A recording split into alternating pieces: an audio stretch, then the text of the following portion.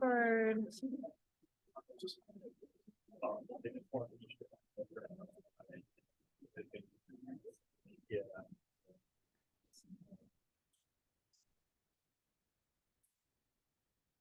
Nice to have this turned. I guess it's not really gonna happen, so let's hope for the best. This one's like definitely less important than that.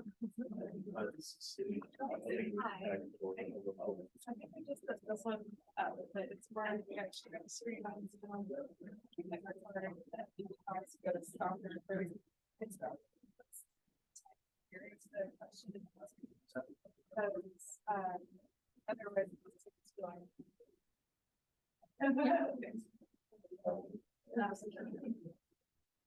So they can use the clicker and one of the pathways. Something that forget to put it on. I think so. Let's. For the time, do you need me to tell you? Well, I'm gonna. Well, no. Do you? But keep. Say if you want to, if you think I'm going off track, wave at me at like 22 minutes. Okay. Now then I can. Okay. Or wrap up. Yeah, because like then I can leave to make sure to leave some time for discussion. Really good. Okay. Oh, yes. Okay. Am I on? No, wait, what's going on here? Are we live yet, or doesn't sound like it? So speak downwards into the Speak downwards into this. Okay. It's like it's just a bit quiet, so I'll go. Hello. Okay. That is currently one. If you get into the start, so we have a seat. So we have this position I'm from France. So this station we have 4 boats. There's a speaker and the Karin Rabe, and the title is understood. So please. Okay, so we're going to start this session on hafnia. Can people hear me okay with the mic, or is it Lane says turn the mic up. Hey, people back there. Lane says turn the mic up.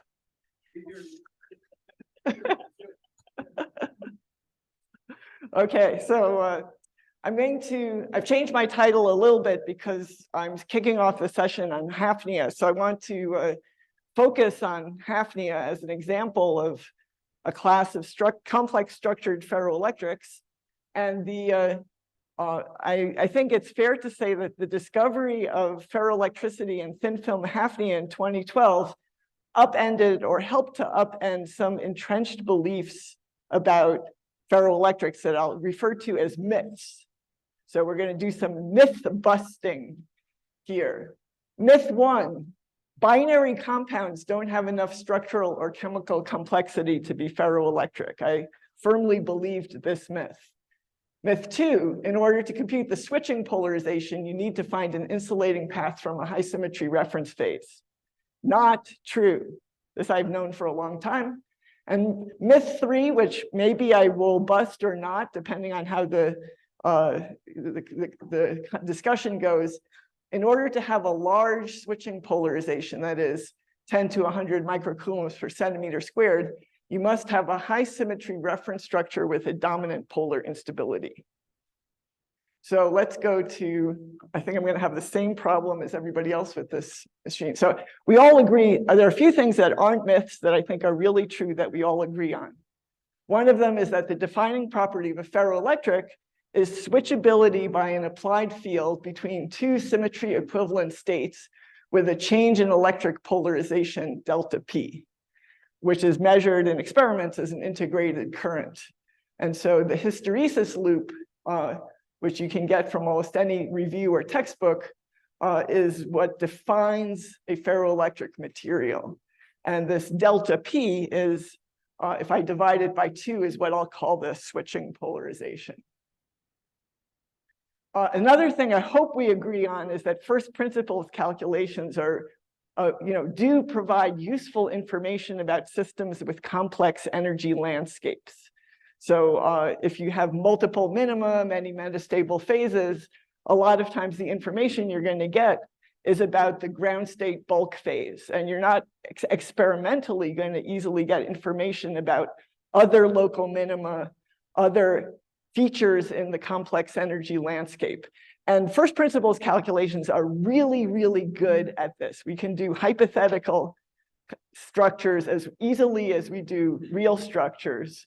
And we can explore this energy landscape, predict the structure and properties of competing phases, identify stabilizing factors, and understand what kind of functional behavior we might get with switching between different minima. All right, so let's look at this first myth.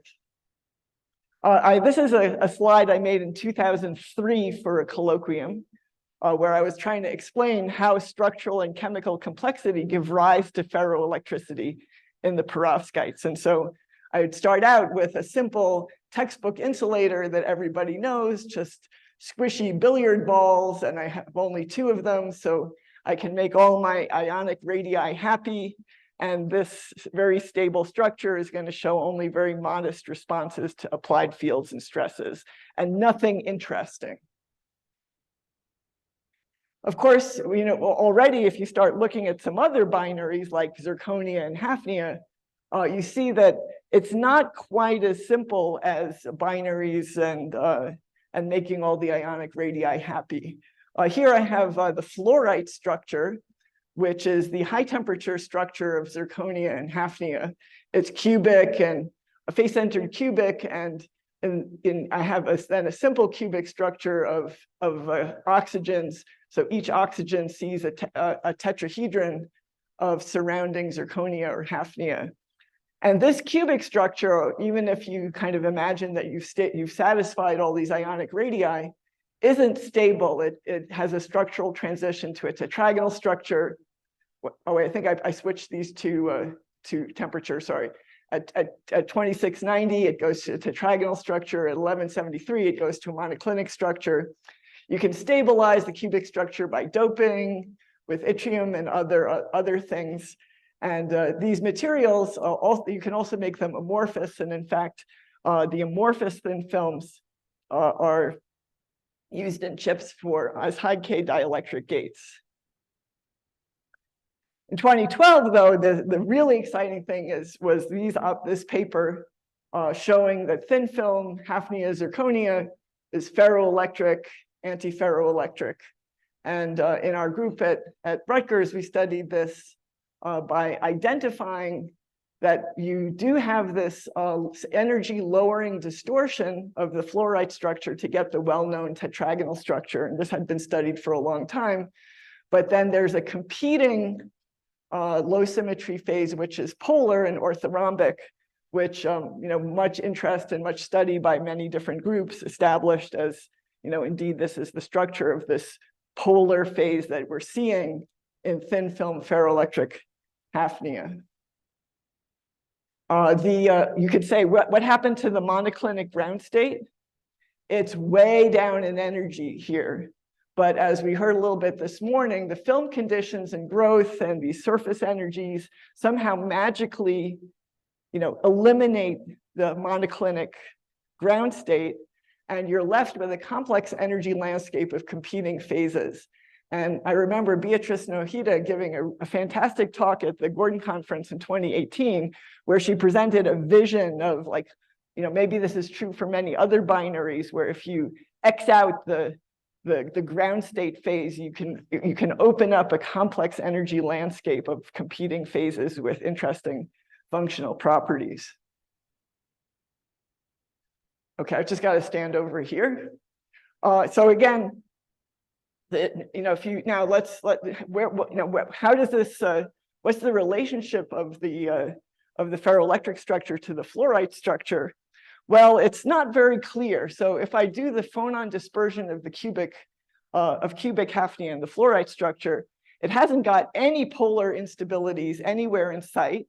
In fact, it has only one structural instability at the X point, which is the one that generates the tetragonal phase.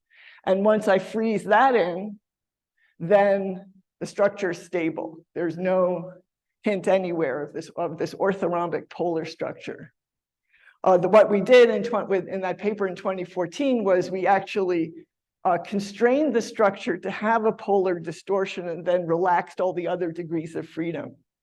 And so if you start at the tetragonal structure, as you expect, as you freeze in a polar distortion, then the energy goes up.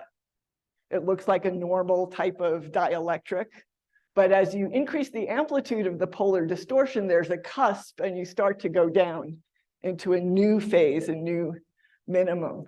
And so this is really like first order transition where you have two crossing phases. This minimum is amazingly almost exactly the same energy as the other one.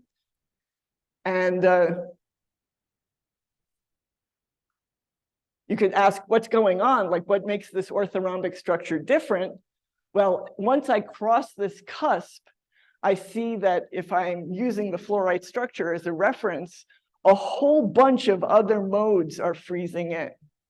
So here, I just have, I'm just freezing in the polar phases. Once I get here, I have an extra mode at the X point that looks like this, that's freezing in. I have 5 other modes that are all freezing in. It feels a lot like lead zirconate, where you have these multiple modes that all freeze in together to give you this low energy structure. None of these modes, except the X mode that I showed you, are unstable in the fluorite structure. So that's very strange. But when you put them together, they lower the energy. So here's the structure cartoon I'm going to use for the rest of this talk. These gray atoms are the hafnia. Black are a little bit further back, gray are a little bit further back. So these guys form a tetrahedron. And here we're looking straight down the fourfold axis of the tetragonal structure. The red atoms are moved toward us. The blue oxygen atoms are displaced backwards. And this is the polar structure where, in addition to this tetragonal structure, we have additional modes that shift these guys downward and kind of buckle them sideways as well, so that when we look down this axis, this is what we see.